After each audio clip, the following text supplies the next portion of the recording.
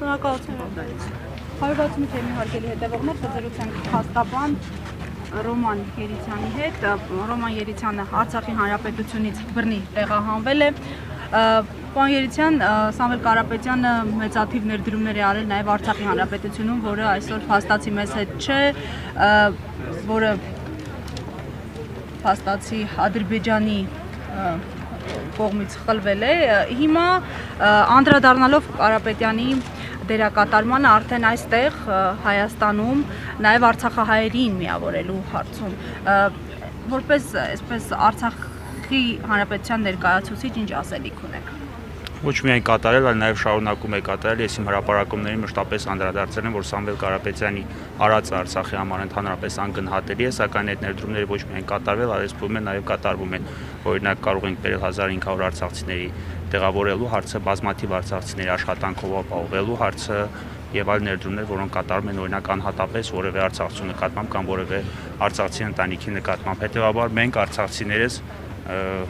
այս պարագայում ես ինձ իրավունք կվերապահեմ հանդես գալ նաև բոլորի անունից, ուղղակի բարոյապես պարտավոր ենք զգում մեզ այսօր ներկա գտնվել այստեղ եւ մեր աջակցության խոսքը արտահայտել կամ մեր ներկայության մեր աջակցությունը արտահայտել հայ մեծ բարերար Սամվել Կարապետյանի անունով։ Պարոն Երիցյան,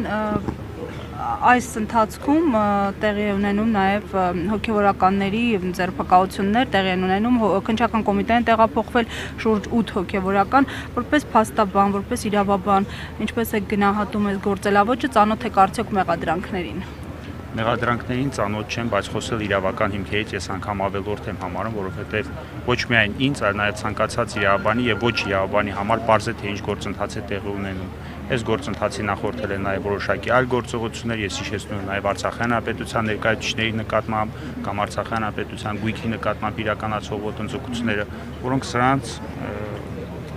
նախորդող գործողություններից դրանք սրա շարունակական հետևություններն են, որոնք կատարվում են։ Այսինքն անգամ ոչ իրավաբանների համար է պարզ այս գործընթացը, ինչ հիմքեր ունի, հետեւաբար իրավական հիմքերին անդրադառնալ անգամ չեմ ցանկանում։ Ավելորդ եմ համարում։ Եղավ հասկանալի, շնորհակալություն։